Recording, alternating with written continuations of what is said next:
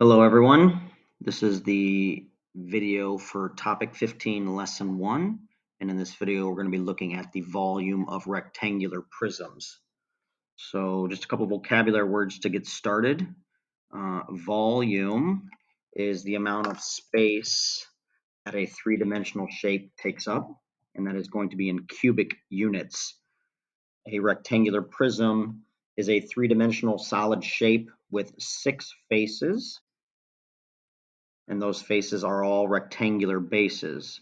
So over here to the right in the blue, the orange, and the red, we have a rectangular prism. The 6 faces would be classified as the front and the back, the left side and the right side, and the top side and the bottom side. And then we have a cube, which is a three-dimensional solid shape with 6 faces that are all going to be squares.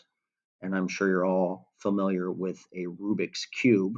Again, a cube would have a front and a back, a left and a right, and a top and a bottom face, making up the 6 faces for the cube. If we're going to find the volume of a rectangular prism, we are going to use the formula for finding the volume of a rectangular prism. And that formula is volume equals length times width times height. A basic and simple formula. Just going to take those 3 measurements from the prism and multiply them together.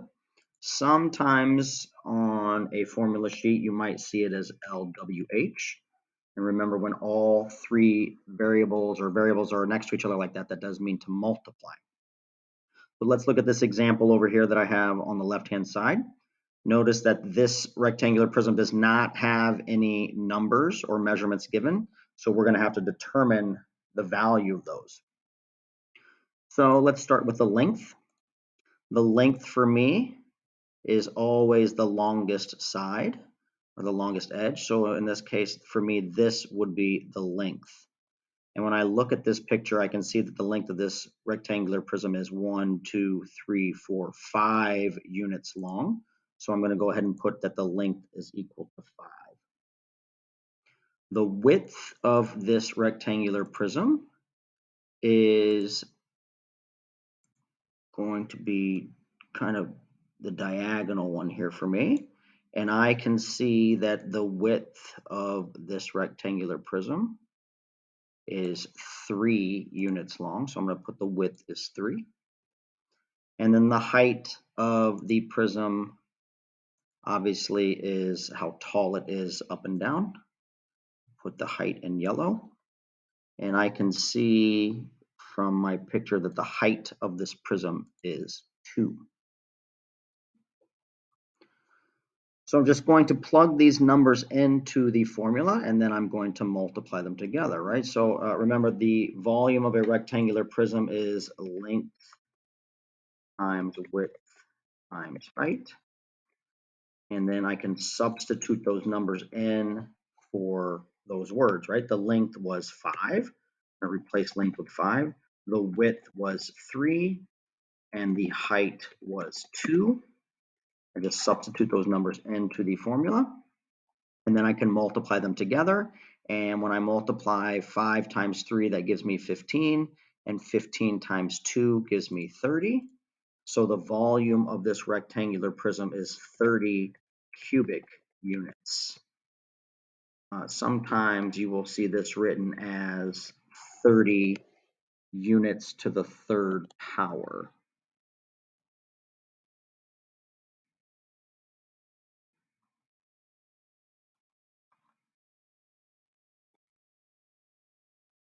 So we put it to the 3rd power. If we look at trying to find the volume of a cube, there are technically 2 ways we can kind of think about it and look at it. So let's look at a cube. The first time we look at a cube, we're going to use the side. So sometimes you will see the formula for the volume of a cube written as side to the 3rd power, which just means side times side times side. Or you could use the same formula for the volume of a rectangular prism, which would be length times width times height. Let's go ahead and look at two examples. The first example we'll do is looking at the volume of a cube using the side. So when I look at the volume of a cube using its side, I'm going to use side to the third power. And if we look at our Rubik's Cube here, we can see that one side of the cube is 3 units long, correct? So we're just essentially going to take 3 to the third power, and that will give us the volume of that cube. Remember, 3 to the third power means 3 times 3 times 3, which is going to give me a value of 27. 3 times 3 is 9, 9 times 3 is 27. So the volume of the cube is going to be 27 units to the third power, or cubic units. If we look at using the length, the width, and the height to find the volume of the cube, or LWH, you're going to see that it ends up essentially being the same way, right? So we're going to take the length times the width times the height. And the length we talked about was going to be my long edge. And in this case, that long edge is going to be the same because it's a cube, right? So the length for me is 10. The width for me is going to be 10. And in a cube, all the dimensions are the same value. And then obviously the height here up and down is also going to be 10. So we are just going to do length times width times height, which in this case is going to be 10 times 10 times 10 when we plug in the numbers, right? And when we do 10 times 10 times 10, 10 times 10 is 100, and 100 times 10 is 1,000. So in this case, we would have 1,000 cubic centimeters as the volume for this cube. Can also be written as 1,000 centimeters to the third power. On the back side of the notes for today, we're going to look at using the volume to find the missing side or the missing edge. So we're going to be given the amount of the volume, and we're going to have to find the length, the width, or the height. So in order to do this, we're going to have to kind of work backwards. So the good news is that the formula is still going to be the same, right? It's still going to be volume equals length times width times height. And then I'm going to go back to the question. I'm going to plug in the values for the variables that I know. In the problem, it tells me that a rectangular prism has a volume of 54 inches cubed. So I'm going to replace the V in the formula, the volume in the formula, with 54. It tells me in the next sentence that the length of the rectangular prism is 3 inches. So I'm going to take out the L and I'm going to put the value of the length in for it, which is 3. And it tells me that the height is 6 inches. So we do not know the width, so we're just going to leave the W there. And we're going to replace the H with 6 because it did tell me that the height was 6. At this point, I'm going to combine what I can combine. Over here on the left-hand side, I'm going to keep 54. But on the right-hand side, I can go ahead and I can multiply 3 times 6, which of course we know is 18. And then the times W comes down into next to it. And then much like in topic 5, at this point, I'm going to do the opposite of what I see in order to solve for W. So right now I see the W being multiplied by 18. So I need to do the inverse or the opposite of that. So I'm going to divide this right side by 18. And then I'm going to come over to the left side and divide the 54 by 18 to keep things balanced. The 18s are going to cancel each other out, leaving me with W equals 54 divided by 18. And if we use a calculator, we can see that 54 divided by 18 is going to be 3. So the width of this rectangular prism is 3 inches.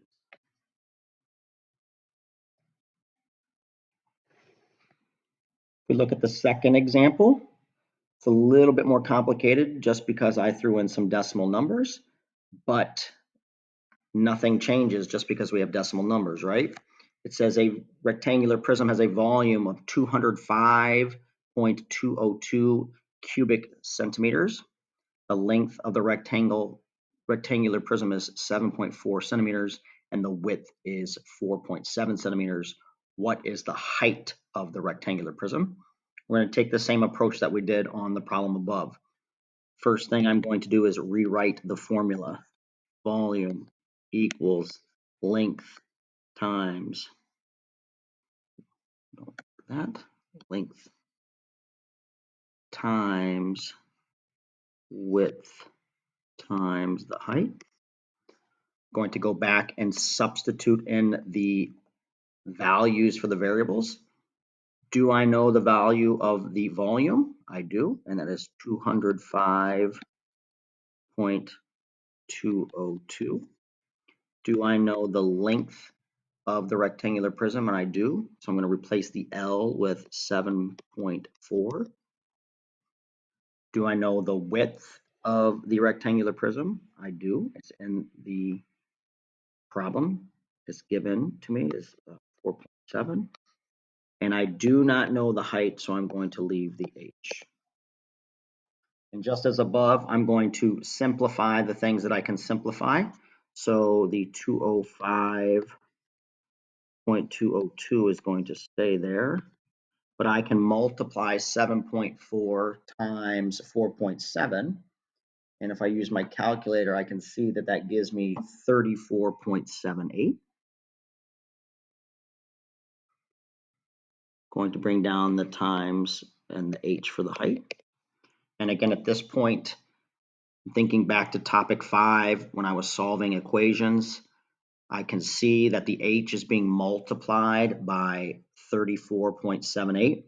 So I'm going to divide by 34.78 on both sides in order to solve. 34.78 on the right-hand side is going to cancel out with the other 34.78. And then I just have a basic division problem here where H equals 205.202 divided by 34.78. And if I type that in the calculator, I can see that the height of this rectangular prism is going to be 5.9 centimeters. I'd like you to go ahead and try the 2 practice problems below. One of them is just finding the volume of the rectangular prism, and the second problem is finding the missing side or the edge. Make sure you're showing all the work. If you have any questions, please make sure you speak up. All right, here are the answers to the 2 practice problems. Again, please make sure you are asking questions if you are not understanding how we get a certain number or what's going on. Make sure during the practice and the exit ticket that you are showing the setup for each problem as well. We are okay if you use a calculator to assist you, but we do need to see the breakdown of the work.